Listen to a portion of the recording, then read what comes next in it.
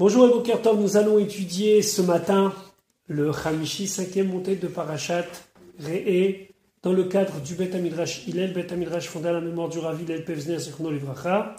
Notre étude commence au Perek Yud Dalet, 14e chapitre du livre de Devarim, Pasuk Chaf Bet, verset 22. Nous sommes donc encore dans les mitzvot et les recommandations de Moshe Rabbeinu avant de quitter ce monde.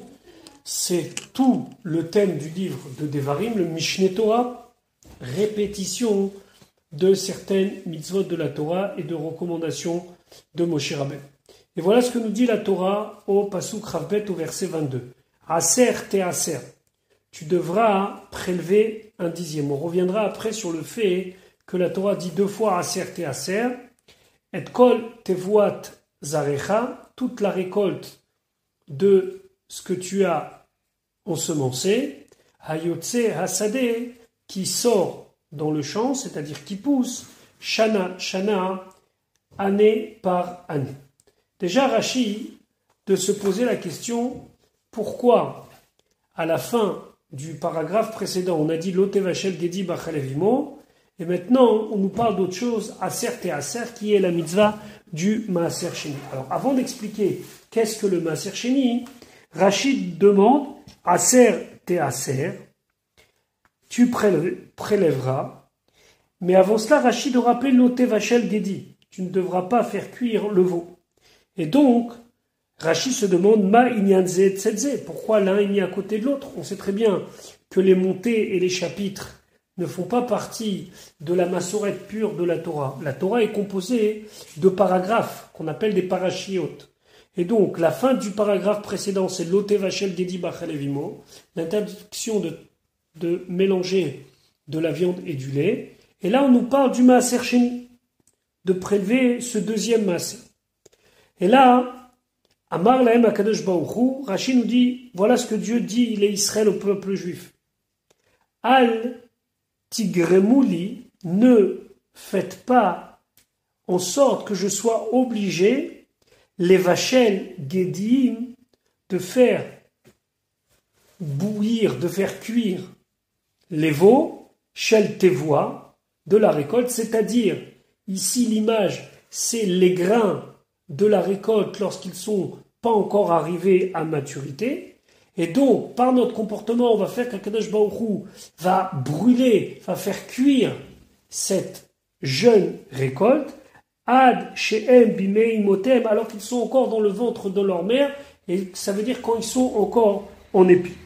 She'im en atem me'aserim ma'aserot karaou, car si vous n'avez pas prélevé toutes les dîmes obligatoires comme il faut, à ce moment-là, que she'u samour les idbachel, lorsque c'est encore la période où ils vont arriver à maturité, anim otse roar kadim, alors moi je vais faire sortir, dit Dieu, un vent de l'est, un vent très chaud, vehu meshadaftan, et lui il va les frapper en les rendant secs, et à ce moment-là, la récolte ne va plus aller jusqu'au processus de maturité qui est nécessaire.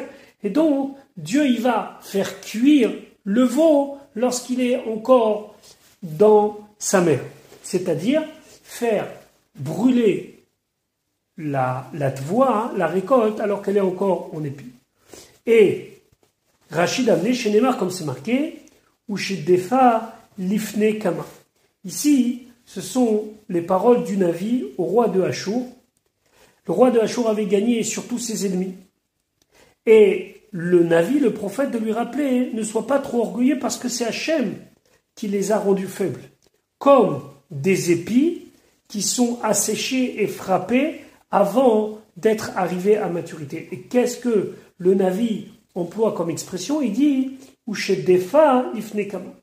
Mais ainsi on a trouvé, concernant les prémices, que la Torah avait juxtaposé Reshit Bikure Admatecha Tavid Bet Hashem Elokecha, que les prémices devront être amenées au Bet HaMikdash, et après, Lote Vachel Gedi Bachalevimo, tu ne pourras pas faire cuire le veau dans le lait de sa mère. Donc, maintenant on comprend la juxtaposition. Shana Shana, année, Mikal, de là on apprend, She'en me'aserim min hechadash al hayashan on ne peut pas prélever le maaser de la nouvelle récolte, on ne double pas en incluant le maaser de la récolte précédente. Il faut prélever le maaser année par année. Alors, comment se le maaser chez nous? Donc il faut d'abord savoir que chaque année, il y avait des prélèvements obligatoires. D'abord, Teruma Gdola, qui était donné au Kohen. Teruma Gdola n'a pas de shiur d'après la Torah, mais selon la générosité de chacun, c'était 1/40, 1/50 ou 1/60 de la récolte. Du reste de la récolte qui restait, on prélevait 1/10 qu'on donnait au Lévi. Ça s'appelle le Maaser Rishon. Donc, la Teruma Gdola au Kohen, le Maaser Rishon au Lévi. Le Maaser Rishon lui-même, le Lévi devait prendre 1/10 et reverser au Kohen, ce qu'on appelait Trumat Maaser. Après, ça changeait selon les années. Après, il fallait faire le Maaser Sheni. Mais le Maaser Sheni, c'était pas toutes les années. Le Maaser Sheni, c'était la première année, deuxième année, quatrième année, cinquième année du cycle de Shemitah. C'est-à-dire que on gérait les Maasrot sur un cycle de 7 ans. Et donc le Maaser Sheni était obligatoire, la première, la deuxième, la quatrième et la cinquième année. La troisième et la sixième année, à la place du Maaser Sheni, on donnait le Maaser An. Maintenant, le Maaser Sheni, il avait une particularité. C'est qu'on pouvait l'amener à Yerushalayim pour le consommer, ou bien l'échanger contre de l'argent et amener cet argent à Yerushalayim et en faire profiter d'autres personnes. Pasuk Rav Gimel. Ve'achalta, et tu mangeras donc ce Maaser Sheni, l'ifne Hashem Elokra devant Hashem ton Dieu, bamakom asher yifrar, à l'endroit où il a choisi les shaken shemosham, ou faire résider son nom là-bas, c'est-à-dire à Yerushalayim, Maasar deganecha, donc le Maaser, la dîme, et ici on parle de Maaser Sheni, de ta récolte, de tes céréales, Tiroshra veitzarecha, de ton vin et de ton huile. Autre chose, Ufrorod bekacha vetsonecha, et les premiers-nés de ton gros bétail et donc ton menu bétail. Ça c'est les bechorot qui étaient donnés aux Kohanim, et les Kohanim devaient les consommer à Yerushalayim.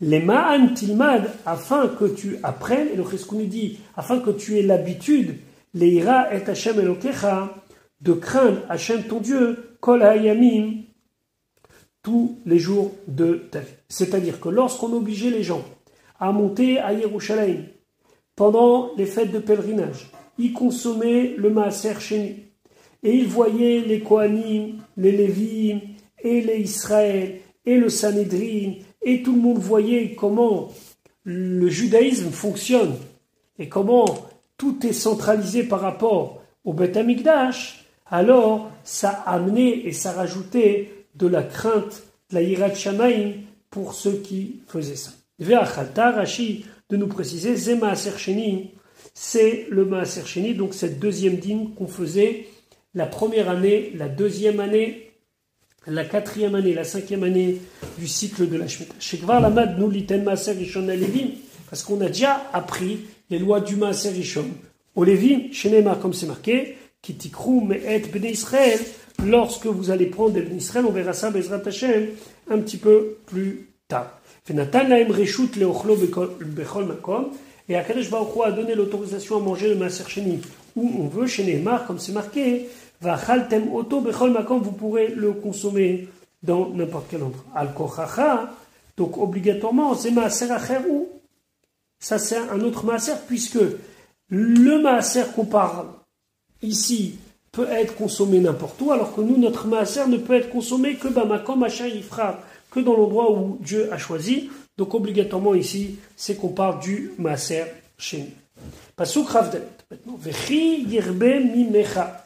Et si ça s'est multiplié auprès de toi, haderech, le chemin, c'est-à-dire que la personne habite très loin de Yerushalayim. Kilo tuchal seheto, et tu ne peux pas apporter le Maaser Sheni, ce dîme qui est très important, qui yichak mimecha hamakom, car l'endroit est trop éloigné de chez toi, on parle que la distance entre sa maison et Yerushalayim, c'est très long. L'endroit où Dieu a choisi la Soum Shemosham de mettre son nom là-bas, parce que Hachem t'a béni. Et comme il t'a béni, tu as beaucoup de récoltes. Quand tu as beaucoup de récoltes, tu as beaucoup de Maaser Sheni. Et aller à Yerushalayim avec toute cette quantité, c'est trop difficile. Ki Yevarechecha, Rachid expliquait, chez Tehatvoa Merouba Lasset, que la récolte est trop importante à être portée. Pasuk Rafé, Venatata Bakasef, tu donneras la Gdusha du Maaser Sheni dans l'argent, c'est-à-dire que tu vas faire en sorte que la Gdusha qui était sur la récolte va dans de l'argent. Vetsarata hakesef beyadecha, et tu attacheras l'argent dans ta main, ça veut dire que tu vas prendre l'argent, ve'alarta el hamakom, et tu iras vers l'endroit Asher Ifrar Hashem Elokechabo, que Hashem aura choisi. Alors attention, lorsqu'on fait ce transfert de récolte à argent, il faut rajouter le chomesh, 1/5 de la valeur, comme nous l'avons déjà vu dans Parashat Bechukot. Dans la Gemara, on apprend Vetsarata Kesef Beyadecha, c'est pour te dire que même s'il est dans ta main, tu ne dois pas le mettre n'importe où, y faire très attention, et par exemple, ne pas le laisser avec une espèce de sacoche à l'arrière. Et donc, ça c'est Vetsarata Hakesef Beyadecha, ça veut dire faire qu'il soit dans ta main. Alors, celui qui veut racheter son Maaser Sheni, il peut le faire contre la valeur, plus 1/5. Les fruits deviennent complètement choulines, complètement profanes entre guillemets, et donc n'importe qui peut les manger dans n'importe quelle condition. Et après, on amène l'argent à Yerushalayim. Et qu'est-ce qu'on fait à Yerushalayim avec cet argent? Pasuk Ravav, Venatata hakesef, tu donneras l'argent, c'est-à-dire tu vas dépenser l'argent, Bechol asher teave nafshecha, tout ce que ton âme désire, Babakar ou Vatson, le gros bétail ou le petit bétail, ou Vayayin ou Vachecha, le vin ou une boisson alcoolisée. D'après certains commentateurs, ça désigne du vin vieux, ou Vechol asher tishalcha nafshecha, et tout ce que ton âme aura envie. Mais attention, Ve'achal tasham, tu mangeras là-bas l'ifne Hashem Elokecha devant Hashem ton Dieu, Ve'samarta, et tu te réjouiras, ata uvetecha, toi et les gens de ta maison. Alors ici, la Torah parle d'abord d'une généralité, où il nous dit Bechol asher teave nafshecha, puis après la Torah nous dit attention, c'est babakar ou vatson ou vayain ou vachecha, du bétail ou du vin. Et puis, la Torah revient en nous disant Uvechol asher tishalcha nafshecha, tout ce que ton âme aura envie. C'est ce qu'on appelle un klal. D'abord, on nous dit une généralité. Bechol asher teave nafshecha, tout ce que ton âme désira. Puis on dit un prat, babakar ou vatson ou vayain ou vachecha, c'est-à-dire qu'on nous dirige vers des choses en détail, la viande et le vin. Et on revient Uvechol asher tishalcha nafshecha, en incluant par une généralité, en disant tout ce que ton âme a envie. Donc Rachid expliquait. Bechol asher teave nafshecha klal. Ici c'est une généralité. Tout ce que ton âme aura envie. Babakar ou vatson ou vayain ou vachecha prat. C'est un détail. Tu achèteras du petit bétail, du gros bétail, du vin ou de la boisson alcoolisée. Uvechol asher tishalcha nafshecha chazar ve chalal. Il est revenu et il a inclus en disant tout ce que tu désires. Mahaprat mefourash, comme le prat, comme le détail est expliqué, c'est bakar, tson, yain, veshecha, vladot à aretz, ce sont des produits dérivés de la terre. Pourquoi? Parce que c'est grâce à la terre qu'ils peuvent exister.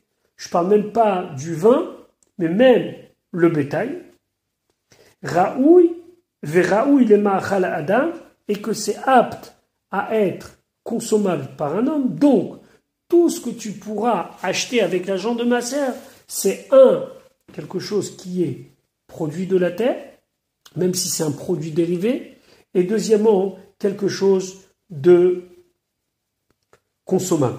Qu'est-ce qu'on vient nous exclure? Les poissons, la volaille, acheter des terrains.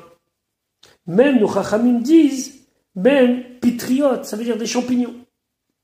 Parce que c'est pas un produit de la terre, c'est un produit, c'est quelque chose qui pourrit de la terre, mais c'est pas un produit dérivé de la terre. Donc on voit que ce changement pour acquérir autre chose se fait avec des éléments bien précis.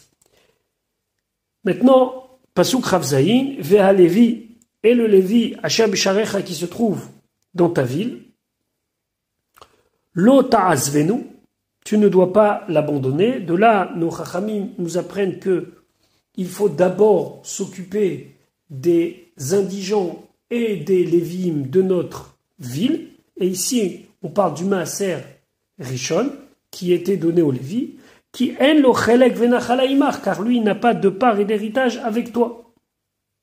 Donc, ici la Torah nous dit, maintenant que tu t'es occupé du maaser Sheni, tu l'as amené à Yerushalayim, n'oublie pas que le maaser Rishon qui doit être donné aux Lévi, ça soit le Lévi qui habite avec toi. Vea Lévi lotas, venu militen lo maaser Rishon, de lui donner le maaser Rishon. La Torah a besoin de rappeler ça pour qu'on ne fasse pas un amalgame avec le maaser Sheni qui pouvait être amené très très loin de la maison.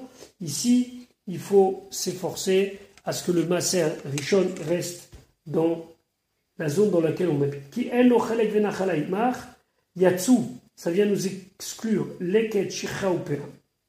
Leket shicha upera, ce sont des mitzvot qui sont aussi des dons aux pauvres, mais de manière plus indirecte. C'est-à-dire, leket, c'est lorsqu'on est en train de ramasser les épis, il y en a qui tombent, alors on doit les laisser pour les pauvres. Shicha, c'est lorsque on a mis en tas, en meule et on en a oublié dans le champ, on ne doit pas revenir prendre. PA, c'est laisser des coins aux pauvres. Vehefker, ou bien lorsque j'ai décidé que mes biens sont ouverts à tous. Chez Af ou Yeshlo Chelek Imecha, Baem Kamocha. Et là, le Lévi, il a pied d'égalité avec toi. Lui aussi, il peut prendre comme n'importe qui peut prendre.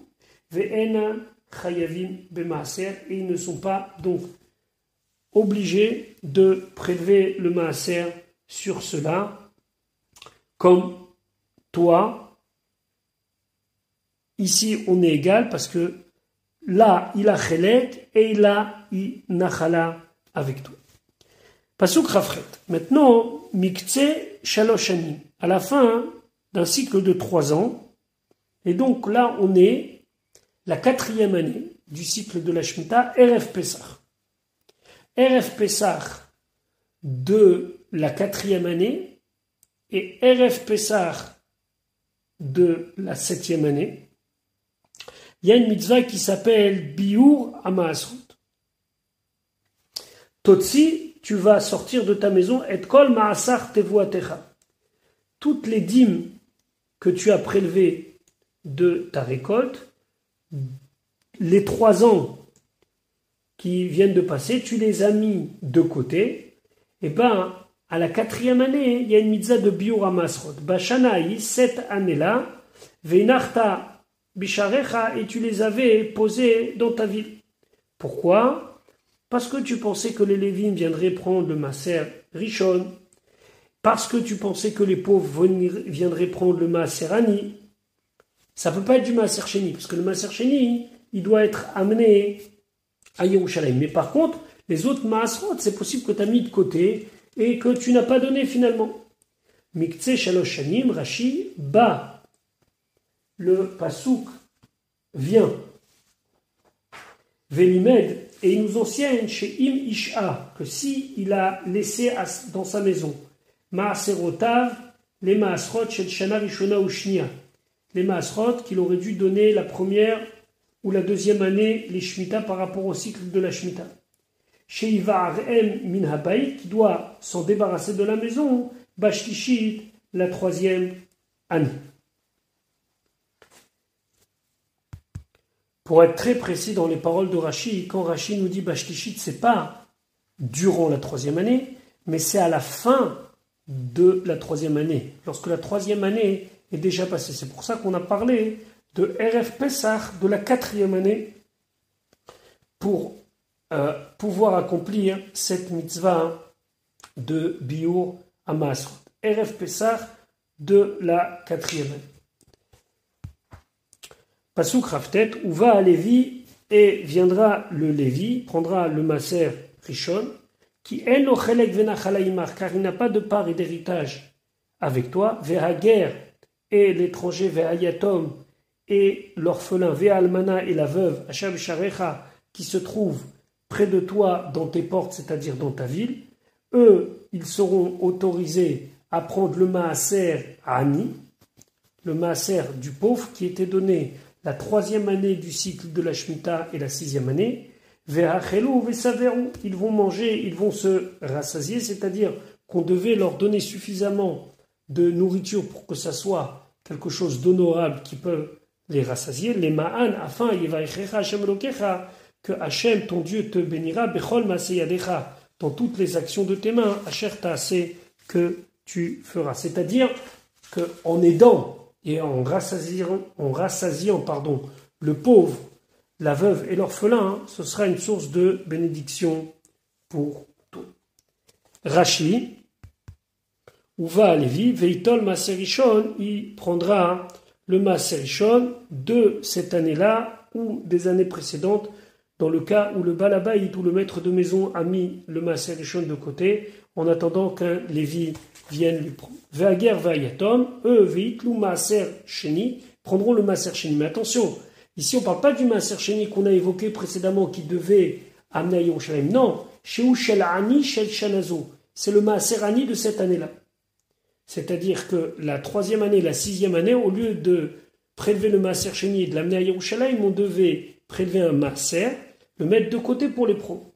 Velo tochelenu ata beYerushalayim. Mais celui-là, tu ne dois pas le manger toi à Yerushalayim. Kederer sheniskakta le'echol Maaser Sheni, comme tu as eu besoin de manger le Maaser Sheni shel shte shanim des 2 années précédentes. Non, c'est le même système que le Maaser Sheni. C'est un deuxième prélèvement, mais on l'appelle le Maaser Ani.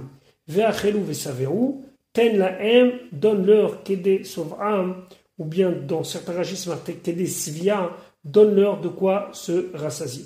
Mais kanamru, c'est pour ça qu'on a dit en pochatim le ani ma ba goren. On ne donne pas aux pauvres au moment où on se sert de la grange, pas moins qu'un demi-cave de blé, c'était une mesure, ou bien un cave de séorim, ou bien un cave, c'est une mesure d'orge, ce qui correspondait à 2 repas. C'était suffisamment de blé ou d'orge pour pouvoir faire 2 repas. Et Rashi nous dit, n'oublie pas qu'il y a aussi une possibilité de te débarrasser du Maaser Sheni que tu n'aurais pas encore amené à Yerushalayim. Et Rashi de dire, Va'ata olech l'Yerushalayim. Et toi tu peux aller à Yerushalayim b'Maaser, avec le Maaser Sheni, Shel Shana Rishona ou Shnia, de la première année ou de la deuxième année, que pour X raison tu n'as pas encore amené à Yerushalayim, chez Ish Eta, que tu as gardé chez toi à la maison, ou Mitvade, et là tu vas donc à Yerushalayim avec ce Maaser Sheni, et tu dis, Bi'arti HaKodesh Minabait, j'ai éliminé, j'ai détruit, entre guillemets, tout ce qu'il y avait de saint dans ma maison, Kmo Shemefurash Be Ki Techale Laser, comme on verra plus tard dans Parashat Kitavo Bezrat Hashem, le Biur HaMaasrot et le vidouille qui va avec ce Maaser. Voilà pour aujourd'hui. Je vous souhaite une bonne journée. Bezrat Hashem, à demain pour la suite de notre étude.